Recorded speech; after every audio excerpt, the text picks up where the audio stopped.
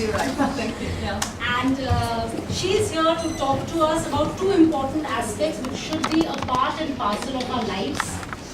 That is tolerance and non-discrimination. So you all are aware that you've seen the movie in the morning, right, on Anne Frank, and now you will be going through the exhibition which is there in Audi 1. Before we go through this, she's here to interact with you and ask you what you feel about certain things or any questions that you will want her to take for her to be able to interact and answer you based on Anne Frank's life or the book that you've read or anything that you've read in the passing through different articles that you would have perhaps read on the internet as well. So over to you. Good morning. Yeah, maybe everybody's sitting. I'll sit as well. Yeah. Good morning, everybody. My name is Joost Brandt, as Nikita just said. I'm very happy to be here this morning. As you said, I am the Secretary General at the Ministry of Foreign Affairs in the Netherlands, kind of having your job for the Ministry of Foreign Affairs.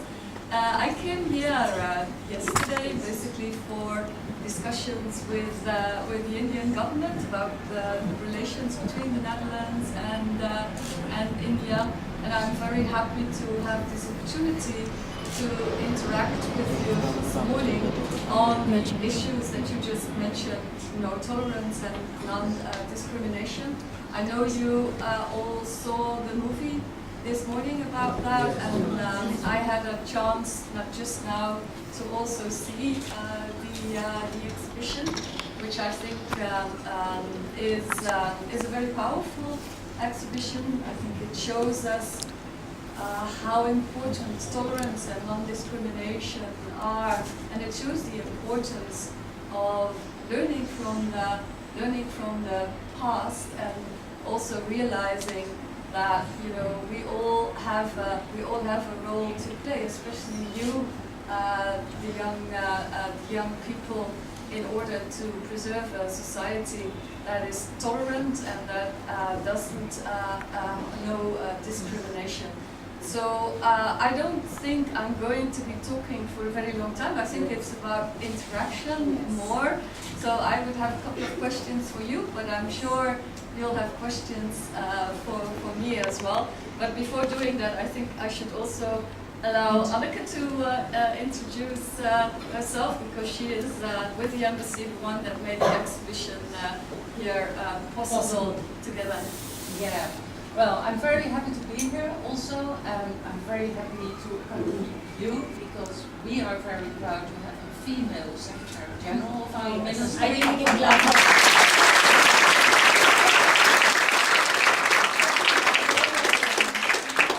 My name is Anneke Adema. I'm here now since 7 months in India. Before I was working in China. I'm a diplomat. And I'm here at the embassy, the Deputy Ambassador. And I'm really very happy and I feel very privileged to be in your country, because I think you have a wonderful country. Your democracy, which is very important, and we see it. I feel really very privileged to observe that these days, in particular because of the elections. And we're very happy that we can connect to you via this exhibition. And I'm extremely impressed by how you take this message from the past and how you're working with it and how you convey it to the future. And as the Secretary General said, you're our hope, you're our future, you're the future leaders. You are the future Secretaries General and Principals. Yes. A short remark, women's power. I'm sorry, guys. And I'm very proud of my colleagues, Tess and Maren. Yes, so you all saw the movie this morning, and I've been told that some of you have prepared some questions. Also, obviously, the movie must have sparked some questions and thoughts and ideas. So this moment is to interact with Ms. Joka, our Secretary General. Is someone brave enough to be the first? Of course. The first is always the scariest. In the back. Could you stand up? Yeah, thank you so much. My question is, Please introduce yourself. my name is Amey Gupta, and 7C. What can Anne Frank teach us today in today's lives? Yeah, that was one of the questions I actually had for you. What do you take from that? I'll answer later, but this is, I'm interested to hear what you think about that. So I think that she can teach us about how to be tolerant. Like she was a Jewish girl, and at that time the Nazis had invaded Amsterdam and Netherlands. So what is it that you felt that she, what did you learn from her, looking at her life and... she was brave enough to at least stay in her original country, not to flee from her original country. So that's a point of bravery that she had mentioned. Maybe somebody else can also comment on that, and then I will give my point of view as well. Any one of you would like to add on to what he said? Anything about Anne Frank? Yes? As a 14-year-old, she handled the condition pretty well, as in it was very strong of her to deal with that situation in such a mature manner. So that really inspires me. I would just like to add on to the fact that even at this young age, she, all through the entire book, she did not try to portray hatred towards a certain group of people. She handled the situation very well, being a teenager, because we all know teenagers how they can be emotional. So she displayed tolerance actually in the true sense. That's right. Yeah. Look, I think that's very true from a personal perspective. I think it shows us that even at a very young age, she was, as you said, very mature in handling the very, very difficult situation that she is in. You can see through the exhibition and through her story, the way she sort of changes through the book, from being very outgoing and optimistic and a real sort of normal teenager towards becoming much more reflective, much more thinking about what is happening in her country, which was actually, of course, Germany, and how it is to be, being basically ousted from your country in a strange country, where she managed to find a new spirit, and she adapted very well, I think. But then through the book, you can see her reflecting on, what is actually happening around me, what is happening to my friends, my family in Germany, and I think it's spot on all through the book. That doesn't turn her into a hateful person. She really stays very true to herself and to her beliefs, because it could easily have happened that hatred that is happening around her also poisons herself, and that you would have a completely different diary and a completely different book. So I think what it shows all of us at an individual level is to stick to these values of tolerance and non-discrimination, and basically also hope, whatever the circumstances around you are. And she shows, I think, that can be done in very difficult personal circumstances, so that should inspire all of us, I think. Anyone else would like to pose a question? Yes. Good morning, ma'am. Ma'am, so in the morning we watched the movie about Anne Frank, and we saw how the Germans were intolerant and they discriminated against the Jewish people. So now my question to you is, how does the Netherlands try to tackle intolerance and discrimination in the present world? No, I think that's a very complicated question. Also, when you see the exhibition, you will also understand better, how the situation in Germany at that time came about. But when I stick to the Netherlands now, I think a lot of countries in Europe actually, sort of after what happened in the Second World War, got more aware of the importance of tolerance and non-discrimination. So there are several ways Like, you know, Article 1 in the Dutch Constitution actually is an article on non-discrimination. It says that all people, irrespective of their race, religion, sexual orientation, are to be treated equally.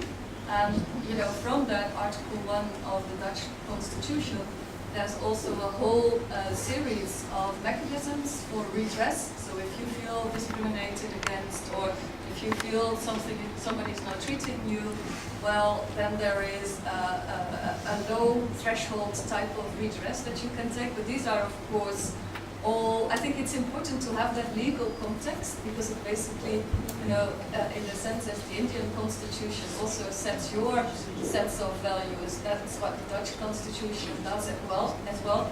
But then it is, of course, important to have these values also kept in your society. So I think things we try to do about that is like what you're doing here, is to make sure that, you know, in school, in education curricula, in education systems, young people are taught these values of discrimination, non-discrimination, and tolerance. And there's various projects, you know, that try to keep these values alive, which doesn't mean that there are no challenges, of course. I think a lot of countries actually do that. What is, I think, unique to the Netherlands, that our constitution also says that we are supposed to also spread the word outside our borders. So basically it says that as the Netherlands, we have a special duty to support the international legal order. So that's why, you know, promoting human rights, promoting the values of non-discrimination and tolerance are also very important parts of our foreign policy. So it's not just domestically, it's also part of our foreign policy. So that's maybe answering your question a little bit. Thank you. And another question, someone else? Oh, I see multiple people. First a girl, for a time. Good morning, Mom. Mom, in your diary, she talks about the secret annex. So, have you ever been to it? Yes, I have. You know, it's actually become a very... I've been to it. Well, you tell her about it. I went about 10, 12 years ago. Very dingy, very small. Yeah. No, it's actually become a very famous place in the Netherlands. Well, when you enter it, it's very small, and you just wonder how on earth it is possible that so many people live there for such a long time. I think it feels kind of oppressive. Very dingy, very oppressive, very small, and very claustrophobic. And when you actually experience that, it makes you appreciate, you know, the diary even more, because you almost feel how difficult it must have been as a teenage girl to be sort of confined to that very small space with, you know, a number of people, and not being able.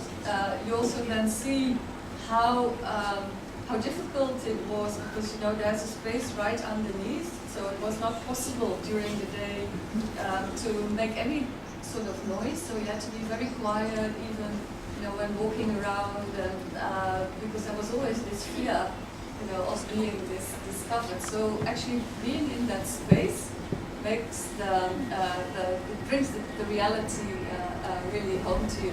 So I mean, I would recommend everybody, if you ever go to Amsterdam, to visit, because it brings the experience. It brings it really close to you.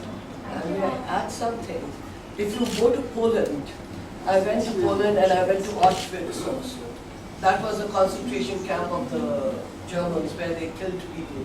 Yeah. And when you look at that, and they still have the bones, and they have the suitcases and the shoes of the people who were gas chambered over there. And then you look at this small place at Frank's Road, and you realize actually how difficult it must have been. You know, it was a very difficult choice to die in that small basement or to die in Auschwitz. And the contrast comes out. I mean, the death and the kind of painful death the Jews were going through is really brought forward when you visit that. And then you look at this small room where she was, the trauma of Anne Frank is even more, it comes out even more when you do both. Yet I would appreciate her hopefulness in Yes. the midst of all of this, her optimism. I think that is one takeaway we should have from her book. We should always look at that perhaps there's always a way out, and fight it out till the last bit.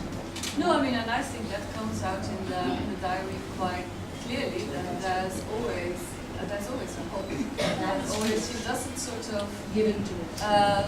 lose her, which is very difficult, I think. If you're in a situation like that, it's easy to give up your hope in Perhaps the humankind age at was all. the Yeah. right age. Yeah. Like we talked about resilience of children. Yes. I think that worked in her favor. You may think there's no hope for you in your small situations, but always remember there's a rainbow outside waiting to welcome you. I saw that there was a different question. Yeah, Boy, yes. Good morning, ma'am. My name is Namna Chavla. Actually, I wanted to ask you, as a 14-year-old, in my regular life, what should I do if I see someone being unfairly discriminated against?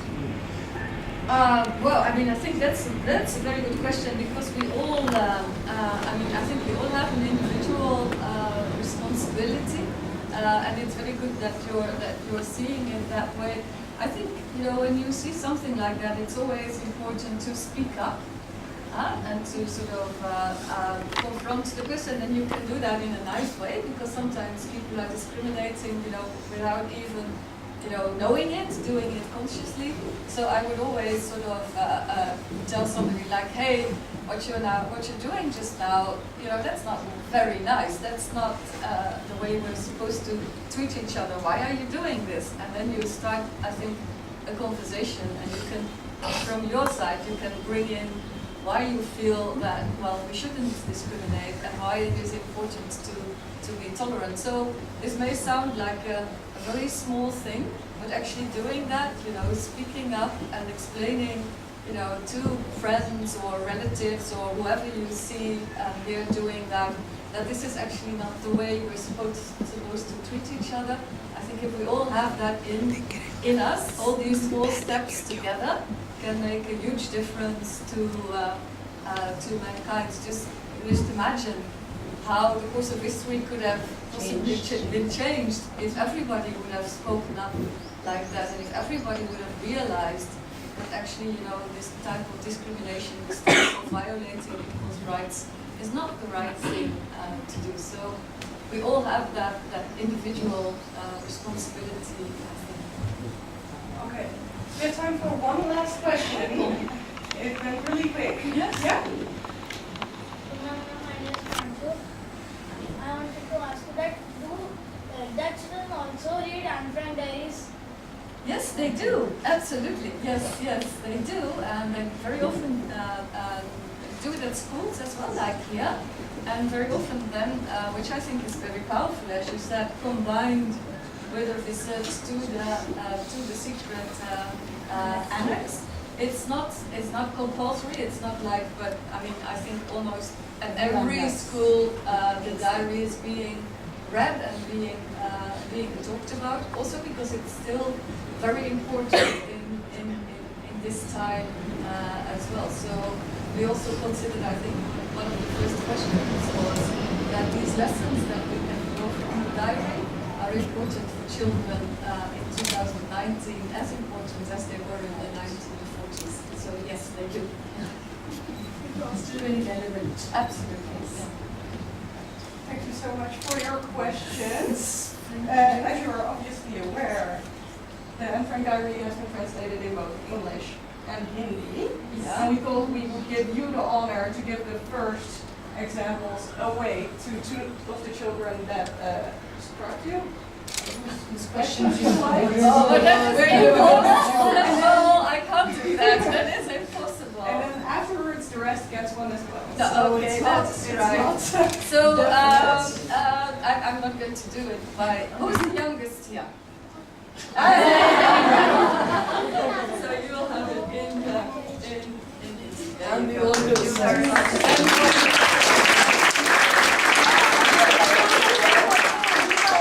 On the 12th. Oh, always to ask the question.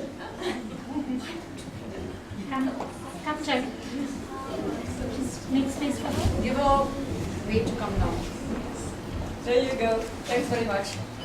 Thank you.